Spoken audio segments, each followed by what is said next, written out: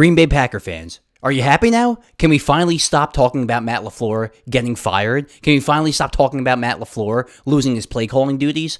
Against the Lions, he called a perfect game. And look, he comes from Kyle Shanahan, the Kyle Shanahan tree. And what does Kyle Shanahan love to do? Run the ball. What does Matt LaFleur love to do? Run the ball. It's in his blood. He just loves to run the ball. It is what it is. But he opened up the playbook for Jordan Love against the Lions, and it paid off big time because he finally let loose. He let Jordan Love sling it, and they had an excellent game offensively. Every play call he made was almost, if not all of them, perfect play calls. That fourth down play call, beautiful, very aggressive, and I understand. A lot of people said don't fire him, but remove his play calling duties. He's a good play caller, Matt LaFleur. Matt LaFleur is a good play caller, and he's showed it over the years. Yes, he loves to run the ball. Yes, he gets a little conservative. It's in his blood. It's in his nature. But when he schemes up passes, he schemes up good pass plays. He schemes guys open. He does it a lot, and that was an excellent game calling for Matt LaFleur. That was an excellent game from Jordan Love, and that's what Jordan Love looks like when he's at his best. And that's why people think Jordan Love's a top 10 quarterback, including me. Because when he's at his best like that, huge game, big spot, delivers. Jordan Love, when he's at his best, can lead this team to a Super Bowl. Now, it's whether or not he could be consistent week to week, but when he's playing like that, you saw in that Dallas playoff game, he could be one of the best quarterbacks in the league. So if he's going to play like that, and if Matt LaFleur is going to be aggressive calling plays like that, this team can win a Super Bowl with that defense. So if I'm a Packers fan, beating the Lions twice this season, sweeping them, so right off that bat, excellent season so far, but you have to win a playoff game now. You've been in the playoffs 2 years in a row with Jordan Love. Had a tough loss to the Niners where you stuck in that game. Jordan Love had a bad pick at the end. And you had the embarrassing loss to the Eagles last season. You got to win a playoff game. That's the Packers' goal right now. Win a playoff game. And I think the main goal for the Packers, for it not to be a disappointing season, is to make the NFC Championship game. And if Matt LaFleur is going to be aggressive calling plays like that, and if Jordan Love's going to play like that, this team, the sky is the limit. So can we please calm down with trying to get Matt LaFleur fired? What else do you want from him? That was a great game calling plays, and he did what the fans wanted. The fans said, be more aggressive. He's like, fine, I'll be more aggressive. So, guys, are you happy now? I would be happy if I was a Packers fan. For the Lions, I mean, we could clearly see a drop-off from this season compared to last season. Obviously, losing both coordinators, Ben Johnson and Aaron Glenn, that's tough. That's got to be tough. But we all know the story with Jared Goff. When he gets protection, he's the top 10 quarterback. There's not many quarterbacks better than Jared Goff with protection at the line of scrimmage. Now, when he's not protected, specifically pressure up the middle, when he specifically gets pressured up the middle, he can't roll out. He's slow. Why do you not have Jahmyr Gibbs out there every play? Even if you want to have Montgomery in at running back, fine. Put him at wideout. You saw him beat a corner on a 5-yard out on a route. So if I'm the Lions, just line up Jahmyr Gibbs every single play. Wideout, slot, running back. Well, I don't understand why they're not doing that. As far as Dan Campbell, it's been a little bit of a struggle with the play calling, having to switch from John Morton to himself. But I know the fans probably want to go out and get a big-time offensive coordinator in the offseason.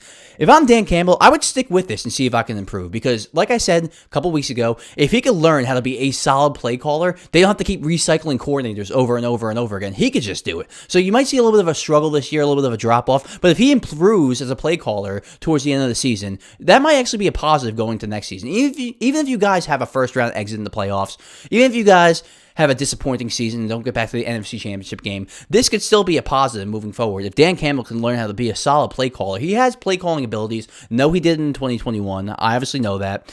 But I think for the long term of the Detroit Lions, you need a head coach that can call plays, so you don't have to keep recycling coordinators over and over and over again, because you're seeing the negative effects of that this season. So say next season you go and get a good coordinator, and let's say he has a great season. Now you're going to lose him to another head coaching job. So you're in a tough spot. So I already respect Dan Campbell for trying to call plays, and I would stick with that, because if he can improve and they can become a solid offensive team with him calling plays, they could go into next season not having to worry about a coordinator. They can go get a defensive coordinator if they think Calvin Shepard's not doing a good enough job. They have a lot of injuries over there. But if he can improve, they don't have to worry about coordinator. Bring him back next season with Jared Goff in this offense, and they'll be just fine. And that kind of brings me to the Philadelphia Eagles. They're kind of in a tough spot a little bit, because yes, you could fire the offensive coordinator. You could fire Kevin Patullo. But then you go get, let's say you go get an excellent offensive coordinator, maybe a guy from college, maybe a guy that's already in the league, and he excels. Okay, now he's going to go get a head coaching job. Then you're back at square one again. And I think there's a correlation here for the Philadelphia Eagles. Sirianni call plays, they struggled. Shane Steichen call plays, make a Super Bowl, becomes a head coach. Then they lose Shane Steichen. Next season, struggle on offense again. Get Kellen Moore, win the Super Bowl. He becomes a head coach. Now again, they struggle. If they don't, Nick Sirianni is very coordinator dependent.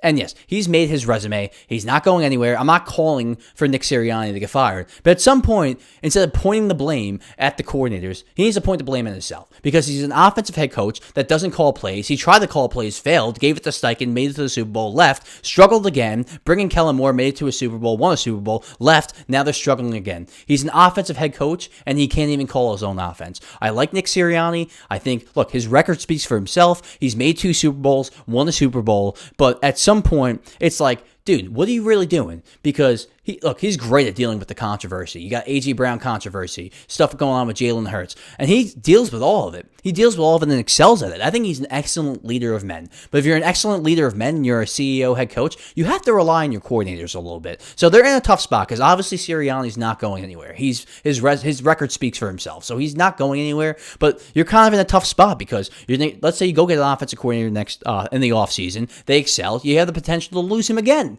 So it's going to be a revolving door of coordinators at this point, and that is hurting Jalen Hurts as a quarterback because every year he has a different play caller. It might be the same scheme, but a different guy calling the plays. And you build chemistry with your play callers. Jalen Hurts built chemistry with Steichen, lost it when he left. Then he built chemistry with the next coordinator, lost him. Built great chemistry with Kellen Moore, lost him. So at some point, yes, Jalen Hurts, he's up and down. He'll have a game that he goes off, then he has a game where the offense struggles. But how can you blame him when they're recycling coordinator after coordinator every single year? It's impossible to work like that. Imagine getting a new boss every single year.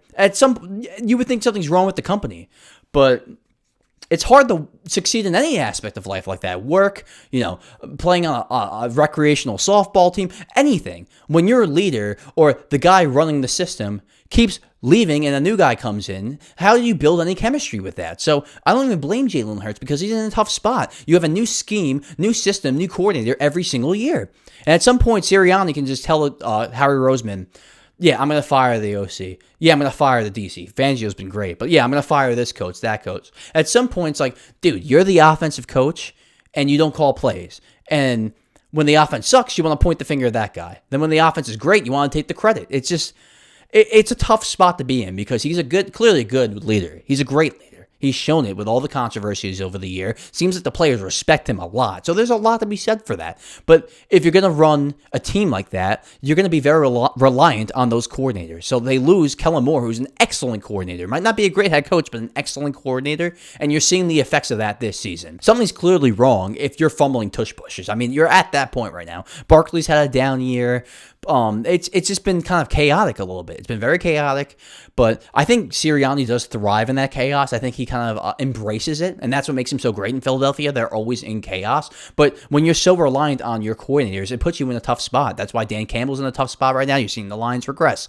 Eagles, same situation. So the season's not over, obviously. You're one of the best rosters in the league. They could just easily turn it on, win another Super Bowl, but I just don't think this is their year. It's really hard to win back-to-back Super Bowls. That's why so few teams have done it. It's just very hard. The parity's never been better. With the salary cap, teams turn around in a year. Look at the Patriots. Look at the Bears.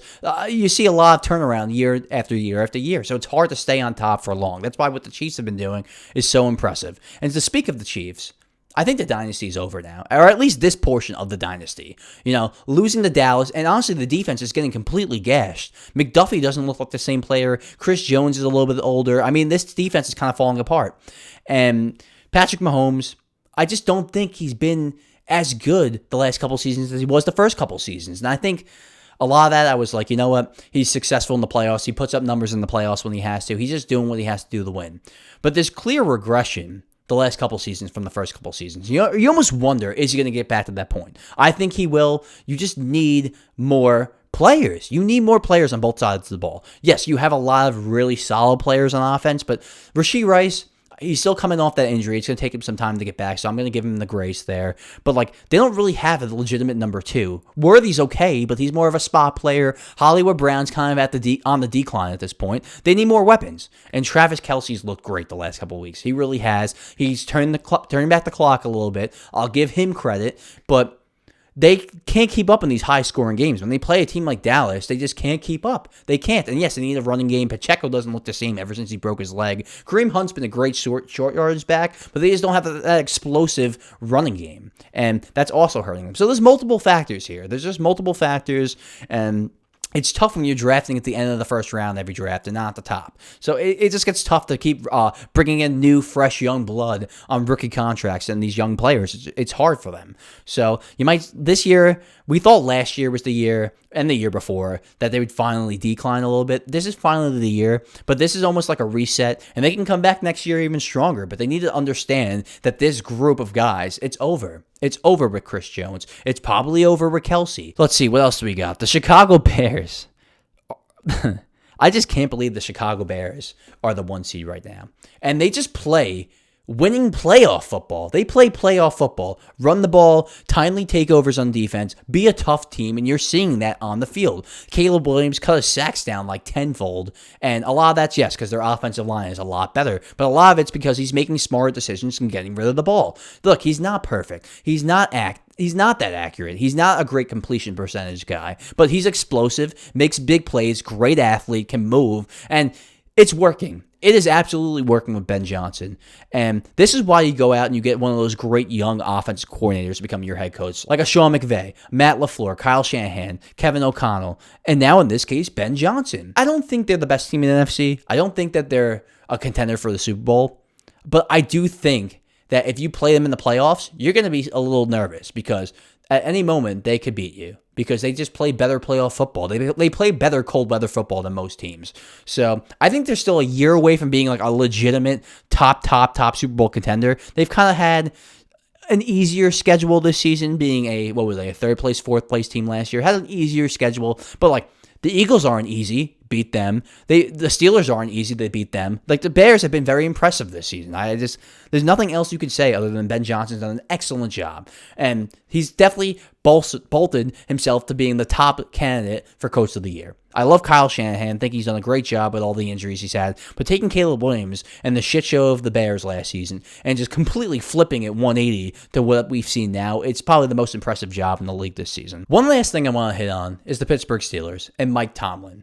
You know, for a while, last couple of years, there's been boiling topics about should the Steelers and Mike Tomlin finally part ways. Is it time? And it's been going on for a couple of years. It's kind of been brewing, getting stronger and stronger, the topic. And now we've kind of hit a full breaking point where the fans are chanting, fire Tomlin. And honestly, it might be time to move on. I mean, maybe this has played its course. He's been there 20 years. You might want fresh blood. The message might have died down. But I have a hard time when a guy gets let go and they're the top candidate for all the other teams in the league. It's tough to let a guy go that once you let him go, teams are going to be salivating out of the mouth to get him. Salivating out of the mouth. So I said the same thing about Matt LaFleur a few weeks ago. And on top of that, who are you going to replace him with? One of these young hotshot offensive coordinators? There's not really many in the NFL right now. Maybe Kubiak. There's not many right now in the NFL. Maybe they get a college guy. But like, it feels like right now they're hitting a breaking point where they might just blow it up and rebuild. I feel like the best coach for a rebuild, the best coach for a team full of underdogs is Mike Tomlin. You saw it a couple of years ago when he had Kenny Pickett, Mason Rudolph, and they were making playoffs. I think Mike Tomlin is the best guy if you're doing a rebuild, if you're going to be an underdog team, if you're going to be a team that doesn't have as much talent. He actually is the best guy to keep around for that. I know it's played its course. It's tough when you haven't won a playoff game in, I think, 8 years, when you've been kind of just above 500 for the last couple of years and getting knocked out in the first round over and over and over again. It's tough watching that. But when you're the top candidate for every other team, and when you're a guy that can kind of pick people up out of the ashes when they're down, I think that's a good coach right there. And I might get some pushback here because it's kind of played its course. Steeler fans are tired. They want some new blood in there. But I'm going to play devil's advocate because this guy, now I'm going to bring up not having a losing season because I think that's over talked about at this point. But just the fact that when they were a worse roster and when they were underdogs, he would beat teams in upset games all the time. He would be a team that teams watched out for even when they had lesser talent on the field. I probably would keep him because I don't really feel like there are much better options out there. And when teams are literally foaming out of the mouth to get your coach, like the New York Giants, I would pause. Not saying I wouldn't get rid of him, but I would just pause a little bit.